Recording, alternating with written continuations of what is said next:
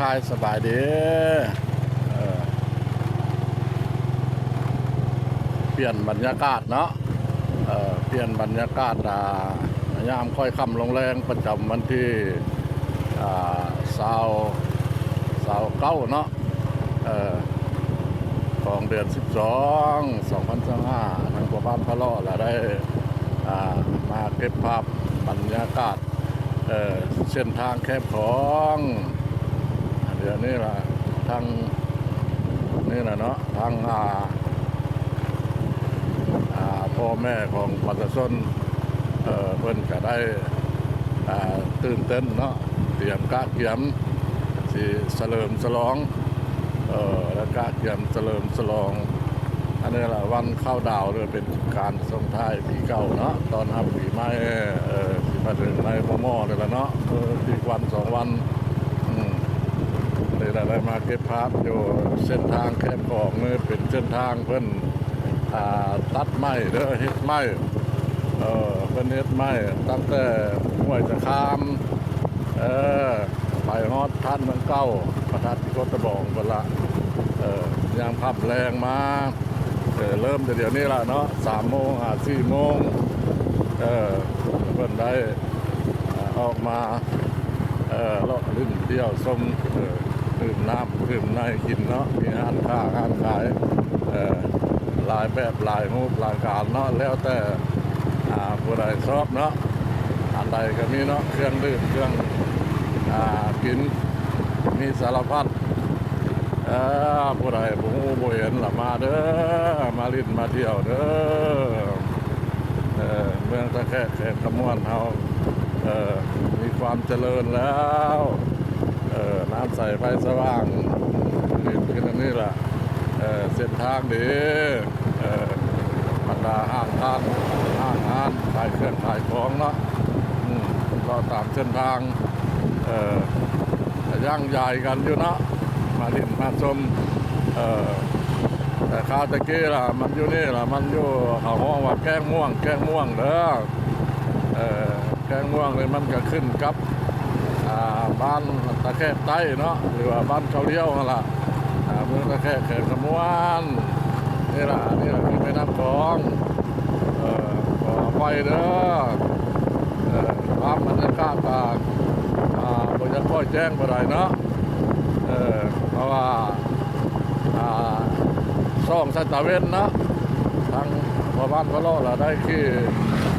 มอเตอร์ไซค์ขี่รถจักรนี่ละเลาะถ่ายเก็บภาพตามเส้นทางเลาะแคบของเลาะแคบของและแคบของมาตั้งแต่พ้นละแต่ถ้าด้านเนาะถ้าด้านนักแขกนครพนมหรือว่าท่าเรือล่ะเนาะเจนฮอตประธานสีโคตะบองเด้อเป็นเดินทางใหม่มีพื้นมีไฟตามถนนโดนทางโดยชนงดงามท่านผู้ชมเลยมาเบิ่งมาชมน้ำกันผู้ใดอยากมาถ่ายรูปถ่ายห้อยถ่ายคลิปเนาะมาได้เด้อบ้านเมืองตะเฮาเดี๋ยวนี้ล่ะเปลี่ยนแปลงไปหลายแล้วต่างเก่าต่างหลังเนาะเพิ่นกำลังพัฒนาหนทางดีทางปูยางแล้วเนาะเป็นทางดำแล้วขึ้นไปสะดวกสบายบ่ได้ยังไปลิ้นไปเที่ยวยามแรงมาเนาะยังมานั่งเที่ยวกินบรรยากาศอยู่แม่น้ำใหญ่คือแม่น้ำคลองแม่น้ำโขงนี่แหละเนาะมาได้เด้อที่ได้เก็บภาพนี่ให้ท่านผู้ชมเห็นจนฮอดพุ่นละท่านผู้ชมจนฮอดพระธาตุสีโคตะบองพุ่นละเด้ออย่าพลาดอย่าชมอย่าเลื่อนคิดก่ายเด้อไปเบิ่งพร้อมกันเลยเนาะ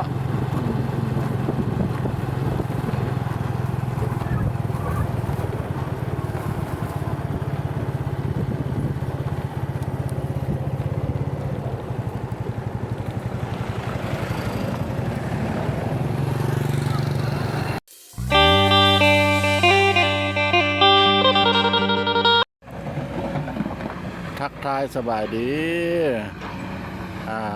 พี่ๆน้องๆเนาะ FC ภายในหรือต่างประเทศเมื่อนี้เราเป็นภาพบรรยากาศยามแรงเนาะแดดก็โอ้ยยามแรงนะครับเนาะจากแม่นฮ้อนเนาะอยู่ที่ทางประมาณพะเลาะเราได้มาเก็บภาพบรรยากาศให้ท่านผู้ชมมูเห็นเนาะอยู่ที่ตะลิ่งของข้างวัดพระธาตุที่โคตรบองเนาะเพิ่นก็ได้มีการพัฒนาได้มีการก่อสร้างเนาะมาได้หลายเดือนแล้วเนาะจะเข้า3-4 เดือนแล้วก็ยังบ่ทันได้สำเร็จเนาะแต่ว่าบนประเทศอยู่เดียวนี้แหละคือว่าอยู่ใต้เด้ออยู่ใต้พระธาตุที่โคตรบองใต้น้ำคือเป็นอย่างนี้ล่ะเป็นกำลังคนหินคนมักหินผาลงเนาะคนหินผาลงแล้วก็รถมาโคลงไปไปจกไปแปลงที่แม่ประเทศเป็นทางใต้บริษัทใดเนาะในประเทศเป็นวัดเป็นตอนกายเริ่มพระธาตุที่โคตรบอกไปเลยเด้อพระเจ้าประฮอดใส่เนาะที่ฮอดไปฮอดบ้านท่าเรือมุงสูงพุ่นบ่อันนี้ละการพัฒนาการขุดค้นตะลิ่งของเนาะตะลิ่งของเพราะว่าระยะผ่านมา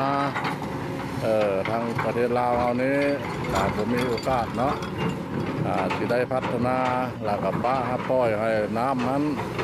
แต่ถึงว่าปีใดมามันกระเซาะกระทั่งแต่ละปีเป็นเวลายาวนานมาเนาะจะเข้ากับว่าร้อยกว่าปีเนาะแต่ประเทศลาวสถาปนามาเนี่ยก็50 ปีแล้วเนาะแต่ก้อนท่านอีกแต่ผมมีโอกาสปัจจุบันนี้เพิ่งก็ได้โอกาสแล้วเพิ่งก็ได้มาถมคืนที่ว่าบ่อนมันเซาะมันพังไปแล้วเนาะถมคืนคือระยะออกมาจากขอบเขตบ่อนเก้าบ่อนมันเซาะไปแล้วมองออกมาพี่เราซื้ออยู่ราวก็ประมาณมั่ง80 เมตร100 เมตรกว่าแล้วเด้อเพื่อกับไซมาโคหลายคันพอ3 คัน4 คัน1 2 3 4เฉพาะจุดนี้เรามี4 คันพ้นละคือไปทางพ้นละแมนหาดควันตะตัวจะพ้นละมันหาดทะเรือมังสุ่มเด้อเพิ่นกับซีเมนต์ไปเอาให้เอาทรายตะพ้นเอามาผสมเดียวกับหินนี้เพื่อได้เฮ็ดแบบแน่นหนาถาวรนั่นแหละเนาะเพื่อว่าบ่ให้น้ำพ่นนะเนาะเซาะไหลแต่ละปีอันประเทศแล้วสำเร็จนี่ก็คือสิตะลิ่งคลองนี่คือสิไม่มีปัญหาเนาะอันนี้เราทางบ้านพะเลาะก็ได้มาเก็บภาพบรรยากาศให้ท่านผู้ชมเห็นอันนี้แหละคืออันนี้เด้อเนี่ยเป็นเล็ดลงมาแล้วพ้นหลับประทัดอยู่พ้นตะกี้ตะลิ่งของแล้วมันละเฮามาแห่เนาะถึงว่าปีมาละแห่เดือน3 เพ่งนะแห่ประทัดเพิ่งแห่อย่างนั้นละแล้วมันมาฮอดข้างทางตะลิ่งของด้านใต้นี่แหละ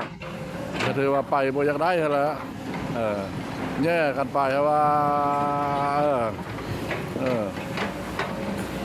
จนว่าใช้เวลาเท่าไหร่นาทีจังไดวิทย์จังไดอ้อมเนาะแห่อ้อมนั่นเด้แห่อ้อมสินมาละ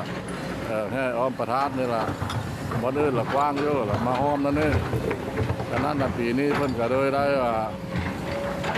ขยายถ้าประเทศสำเร็จนี่ถือว่าบ่มีปัญหาเนาะเพิ่นก็เฮ็ดมาออกกว้างพุ่นตั้งแต่พุ่นมาพี่ขันไล่รวมแล้วตัวพุ่นก็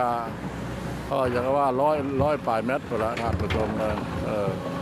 พุ่นละทางพุ่นเพิ่นก็เฮ็ดจนว่าฮอดท่าด้านเนาะท่าแขกนครพนมหรือว่าท่าเงือเก้าเพิ่นสิเฮ็ดไปเจาะเดี๋ยวมาพุ่นหรือฮอดใส่แล้วอันนี้ก็ยังบ่ได้ของจักน้ำเพิ่นละเอียดเนาะอันนี้ละจุดนี้ละจุดโยธาเมืองเก้าเด้อท่านเมืองเก้าเพิ่นสิเฮ็ดไปฮอดทะเลเมืองสูงเพิ่นบอกบ่ได้อันนั้นน่ะคือว่าทะเลเมืองสูงเด้อ เพิ่นเฮ็ดมานี่ก็ละใช้เวลาเกือบจะเข้า4 เดือนแล้วได้ท่านผู้ชมเลยก็ได้พอซ้ำนี้เนาะเพราะว่าตะลิ่งของเนี่ยมันก็เป็น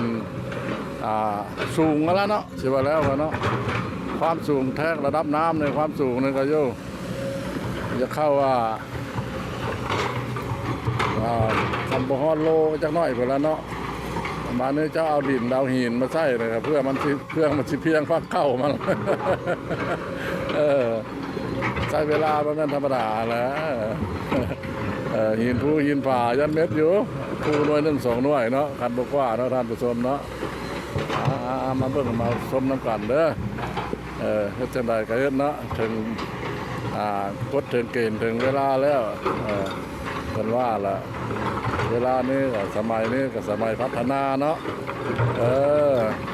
ตัวแปลงจากมันหอมมันน้ำเซาะน้ำพังก็ให้มันกว้างมาเบิ่งมาเชียร์น้ำกันเด้อท่านผู้ชมเด้อ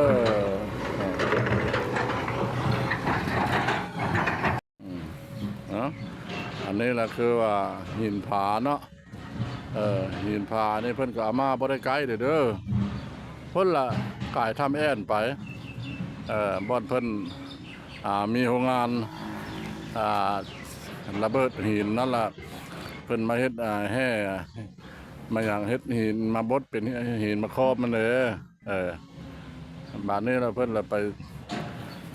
พัวพันไปซื้อเอาตะพุนอันนี้บ่แม่นงวดน้อยๆนะเพิ่นเอาลงนะเพิ่นเอามาแห่ไว้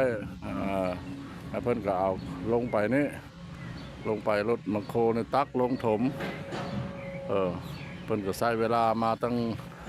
หลายเดือนแล้วก็พอได้ซ้ำนี้เนาะอันนี้เราให้ท่านผู้ชมมาฮู้มาเห็นมาเบิ่งนำกันเพิ่นอาศัยหินนี่ละถมขึ้นมาเพื่อมันสิเพียงความสูงของมันจะเป็น100 เมตรเนาะเป็น100 เมตรเพื่อมันสิ